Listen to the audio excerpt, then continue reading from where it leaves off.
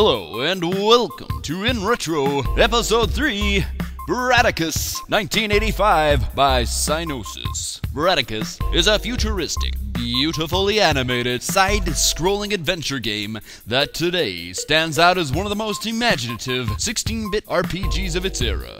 Complete with heavy dystopic overtones, a unique art style, and a graphical brilliance rarely matched at that time, Brataccas was a science fiction chocolate fudge sundae for any fan of the genre back in 1985. As for the average gamer, Brataccas was at the very least a peek into the future of video game artificial intelligence, as the game was one of the first to feature distinctly autonomous NPC inhabitants who would mill about through a massive virtual world even while completely off-screen to the player, adding a new dimension of realism never before seen, or not seen, in a video game at that time. Granted, the off-screen ballet of the NPCs in Brataccas was not nearly as impressive as the magical off-screen respawning of the inhabitants of Xanadu. But we will get to that later. As for the beginnings of Brataccas, its history is as tumultuous as the gameplay of this timeless classic itself. So let me take a minute now to review. In the early 80s, Liverpool-based Imagine Software was developing a series of so-called mega games that they claimed would be so far advanced relative to the competition at that time that each copy would ship with an additional hardware add-on, akin to the expansion pack for the Nintendo 64. Which would boost the capabilities of a typical ZX Spectrum computer, enabling it to handle the complexity of these next-generation games. The idea, as brilliant as it was, ultimately failed, for in a shocking twist, Imagine Software collapsed financially in the summer of '84, before any of the games were completed. Alas, arguably two of the most hyped games of the era, Bandersnatch and Cyclops, would never materialize, vaporized, stricken to the oubliette of vaporware, where they would remain trapped for all eternity. Or would they?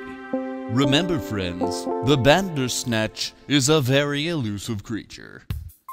Following the company's demise, several key people from Imagine went on to form a new company, a developing house called Pygnosis Limited.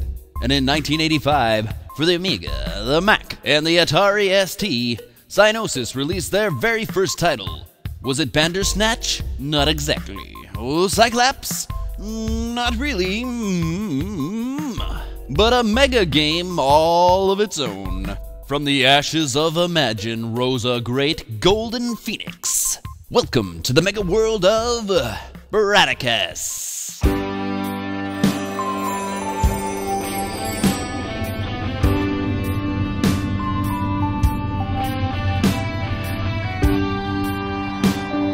For the player, you control the protagonist Kine, a gifted genetic engineer of the non-Nazi variety. On the run from the law, your adventure begins on a forgotten asteroid mining station situated at the outer reaches of Earth's solar system.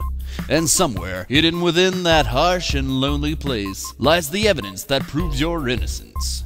With a hefty bounty on your head, and both forces of law and lawlessness working against you, the player must search high and low for any clue that may reveal the whereabouts of the critical evidence. But finding it won't be that easy, I'm afraid. Brataccas is a place gripped by corruption and darkness, making any noble errand of truth that much more unpopular. All said, Brataccas is an incredible sandbox of innovation, a game which even today enjoys a cult-like status among the most, shall we say, seasoned of video game enthusiasts. Stay tuned to watch the extended version of this episode, where Ben from nerdballoon.com takes a closer look at Brataccas.